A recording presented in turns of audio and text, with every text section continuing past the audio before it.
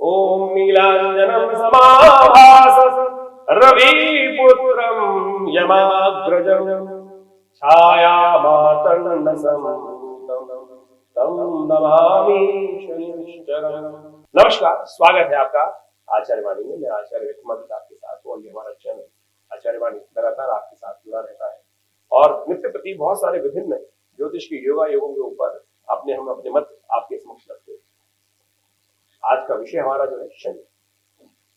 वैसे तो शनि का नाम सुनते ही लोग भी कान खड़े हो जाते हैं, क्योंकि लोगों को पता है कि शनि का प्रभाव ऐसा है कि जो सब प्रभावों को ग्रहों के प्रभाव से सबसे ऊपर हो जाता है। कहा भी गया है, जिस प्रकार से कहा जाता है शनि को मनाए सदा सुख पाए। जी हाँ, शनि को मनाने की इसलिए आवश्यकता है, लेकिन शनि से भय क्यों, ये बड़ा प्रश्न। इसका कारण है क्योंकि शनि महाराज जो है ना, वो न्याय अधिकारी, दंडाधिकारी है। आपके कर्मानुसार उनका लेखा जोखा उनके समक्ष उपस्थित होता है और उसके अनुसार ही वो आपको प्रभाव उत्पन्न कराते हैं। उसको आप अपने अनुसार उसका आपके कर्म अनुसार फल देते हैं। उसमें ये नहीं देखते, कुछ नहीं देखते शनि महाराज। और वहां क्या कहा गया, न्यायपालिका, न्याय का जो अफसर होता है ना, बड़ा निष्ठुर होता है। वो ये नहीं देखेगा, रहम नहीं करेगा कि आप साथ कष्ट चल रहा है, परेशान हो रहे हैं, और उसको जो किया है उसका लेखा जोखा उसके पास है और उसके अनुसार से प्राप्त उनके अनुसार से उसका प्रभाव आपके जीवन में होना है, ये निश्चित है। इसलिए हम बेकार शनि को दोष देते रहते हैं। शनि का महत्वपूर्ण परिवर्तन का योग चल रहा है इस वक्त। शनि 30 वर्ष के परिवर्तन के बाद सबसे महत्वपूर्ण राशि अपनी कुंभ राशि, जो सबसे शुभ राशि मानी जाती है। मकर भी इतनी शुभ नहीं होती है जितनी कुंभ राशि शुभ होती है, उसमें पदार्पण कर चुके हैं और उसके बाद चलते चलते वक्री भी हो गए थे और फिर 4 महीने बाद अब मार्गी हो गए हैं, आपके चतुर्थ भाव में चल रहे हैं। शनि महाराज के संबंध में कहा गया है, तुष्टो ददासी वै राज्यम रुष्टो हरसि तत्क्षणा। शनि यदि संतुष्ट हो जाए तो राज्य का भार राज्य तुरंत दे दें, और रुष्ट हो जाए, तुष्ट हो जाए तो राज्य दे दें, रुष्ट हो जाए रुष्टो हरसि तत्क्षणा, 1 सेकंड में हर दे। तो हमको ये समझ लेना चाहिए कि शनि को प्रसन्न करने का, रुष्ट कब होंगे जब आप कर्म बिगड़ेंगे, तुष्ट कब होंगे जब आप कर्म बिगड़ेंगे। और कर्म सुधारने के लिए समस्त धर्म, उपनिषद इत्यादि जितने भी हमारे ग्रंथ हैं, कर्म को सुधारने का रास्ते तो बताते हैं, और यही हम सुधारते नहीं। आप फिर हम चक्कर में लगे रहते हैं कि अनेक प्रकार की, कैसे ये कर ले, वो कर ले, ऐसा कर ले, वैसा कर ले। देखिए, हम कोई पूजा पाठ करते हैं ना, कोई पूजा पाठ करते हैं, सब हम एक बात करते हैं, नित्य प्रति हमारे कहा गया है कि समस्त भगवान के 11 ज्योतिर्लिंग का वंदन करना चाहिए। कहा गया सौराष्ट्र समनाथम श्रीशैल मल्लिकार्जुन उज्जैन महाकाल ओंकार बम्बलिकम। अंत में क्या कहा गया, कहा गया है सप्त जन्म, कहा गया ना कि इसको सप्त जन्म कृतम पापम स्मरणेन विनश्यति, कि 7 जन्म में कृते हुए पाप भी एक बार स्मरण कर लेने मात्र से उसमें समाप्त हो जाते हैं। पापम सप्त जन्म कृतम पापम स्मरणेन विनश्यति, तो यानी उसका निवृत्ति का मार्ग भी शास्त्र में बताया गया। आप सोचो कि आज हम सुधार ही नहीं सकते, कि जो कर्म थे उनके चक्कर में फंस गए, तो फिर तो जो शनि करना है करेंगे ही करेंगे। तो ठीक करने का मार्ग जो रास्ते में बताया हुआ है, शास्त्र तो कहीं आपको बीच में नहीं छोड़ता, हम ही छोड़ देते हैं सब। समस्या हमारी, हमारा ज्ञान ऐसा है, और आजकल हमारी स्कूलिंग जो है, जिस प्रकार का हमें ज्ञान दिया जाता है स्कूल के अंदर, हमको ना तो भारतीय छोड़ा ना विदेशी बनाया, विदेश में कुछ है ही नहीं, जिस प्रकार से जो चल रहा है व्यवस्था। तो हमको बहुत सुंदर तरीके से भारतीय संस्कृति के अनुसार ज्योतिष विज्ञान के माध्यम से समझ लेना चाहिए कि शनि महाराज क्या करने वाले। शनि महाराज इन दिनों चतुर्थ भाव में चल रहे हैं। आपके चतुर्थ भाव है सुख का भाव, चतुर्थ भाव है माता का भाव, चतुर्थ भाव है मकान, जमीन, जायदाद, सब प्रकार के संपूर्ण सुख, वाहन इत्यादि जो है वो चतुर्थ में। और वहां शनि महाराज की अपनी राशि, और शनि जहां बैठते हैं स्वयं की राशि में बैठे हुए ना, वो तो आहुति करने वाले नहीं, तो ये तो आपके बारे में होने का योग आ गया है। शनि महाराज मार्गी हो गए और यहाँ देख। अब लेकिन कष्ट कहाँ है, समस्या कहाँ है, वो शायद कुछ खराब नहीं होगा।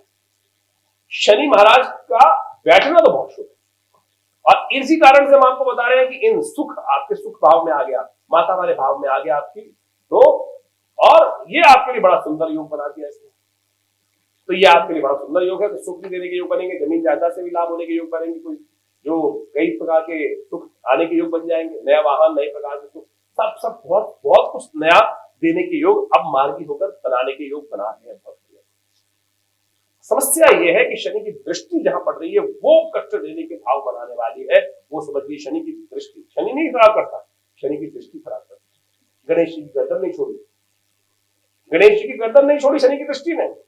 शनि महाराज जब भगवान शंकर के दरबार में पहुंचे तो नीची दृष्टि करके बैठे थे सामने, महाराज शंकर जी की गोद में गणेश जी उपस्थित थे, देख नहीं रहे थे। शनि को कहा गया है महाराज सीधा देखो, सामने देखो, साक्षात भगवान विराजमान है। बोले नहीं महाराज, सामने देखूंगा तो कुछ अरित ना हो जाए। हम तो उसके बाद ध्यान है, हाँ नहीं देखो। तो जैसे ही शनि की दृष्टि पड़ी, कहा जाता है कालांतर में आगे जाकर योग बना और महाराज गणेश जी की गर्दन पे ही सवाल उठ गया, कष्ट आ गया। तो शनि की दृष्टि हम आपको इस कथा के माध्यम से कुछ और नहीं, इतना समझाने का प्रयास करें। शनि की दृष्टि समझ लीजिए कहाँ कहाँ है। शनि की 3 दृष्टि बताई गई है, तीसरी, 10वीं और तीसरी, 7वीं और 10वीं। तृतीय भाव को देखते हैं पहली दृष्टि से, दूसरी दृष्टि सप्तम को देखते हैं, और तीसरी दृष्टि से वो विशेष तौर पर आपके दशम भाव को देखते हैं। कहाँ बैठे हैं? चतुर्थ में बैठे हैं वृषभ, ये वृश्चिक राशि वालों के लिए देख रहे हैं। कहाँ पर? 6ठे भाव। ये तो बहुत सुंदर, ये तो आपके बारे न्यारे कराने के योग बनाने वाले। बृहस्पति महाराज जो कष्ट देने के योग बना रहे थे और राहु ने वो रोक रखा था, अब शनि ने महाराज ने वहां पर दृष्टि डालकर आपके लिए क्या कर दिया? शत्रुओं को समाप्त, आपको सुख का भी योग बन गया, रोगों को से निजात दिलाने का उपाय बना दिया। तो ये शनि महाराज ने ये बहुत सुंदर कार्य किया आपके लिए कि रोगों से भी निजात दिलाने का रास्ता बनेगा, प्लस शत्रुओं को भी दबाने का प्रयास करेगा। जितने उत्पाती आपको परेशान करने के योग दे रहे थे वृश्चिक, ये अभी वो सब की सब कंप्रेस होने के स्थिति में आ जाएंगे। चिंता नहीं। तो अब आप आगे बढ़ने का सुंदर प्रयास आपको करना चाहिए। कष्ट कहाँ है? 2 जगह कष्ट है। शनि की दृष्टि सब आपके जो सप्तम दृष्टि है वो पड़ रही है आपके सफलता वाले भाव, वो पड़ रही है आपके सम्मान वाले भाव को, वो पड़ रही है आपके पिता वाले भाव को, वो पड़ रही है आपके विशेष तौर पर राज्य भाव पर। तो ये वहां रगड़ाई कराने वाले हैं आपकी शनि महाराज।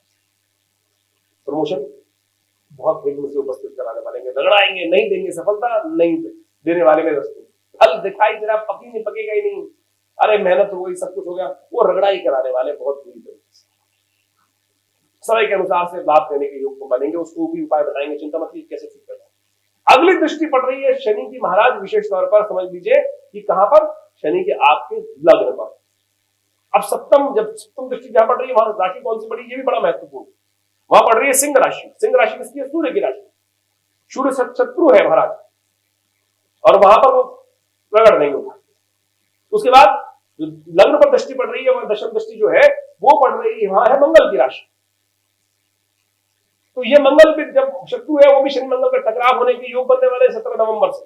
17 नवंबर से मंगल महाराज अस्त होकर वहां आ जाएंगे, आपके विशेष तौर पर लग्न में वृश्चिक में आ जाएंगे, और शनि को भी देखेंगे, शनि महाराज मंगल को देखेंगे। तो ये परस्पर कष्ट और देने के योग बनाएंगे। तो यहां आपको संघर्ष, मनोमस्तिष्क में संघर्ष, तो ये आपको कष्ट देने के योग बना सकता है। संघर्ष पूरे विश्व में भयावह स्थिति उत्पन्न करने के योग बन रहे हैं। हमने पिछले वीडियो में आपको जो बताया था कुछ दिन पहले कि एक जो विशेष तौर पर कार्तिक का जिस दिन आरंभ होगा उस दिन ही पूरे कोलाहल का योग दिखाई देता है। भारत में बम विस्फोट हो गया, और देख लीजिए हमने बताया हुआ, अपने वीडियो में जाके देखेंगे कि जिस प्रकार से, अगर आप जाके देखें कि हमने जो बताया था कि 29 तारीख के प्रेडिक्शन को आप जाके देख लीजिए हमारे वीडियो के अंदर। 29 तारीख की वीडियो हमने ये बताई थी 29 तारीख के भविष्यफल में कि जो ये चतुर्ग्रही योग बन रहा है तुला राशि के अंदर, ये संसार में कोलाहल करेगा, विस्फोट कराएगा। भारत के अंदर देख लीजिए पूरे विश्व में कहा था किस प्रकार की स्थिति बन रही है, और ये आगे चल सकती है। इसमें ध्यान रखने की आवश्यकता है।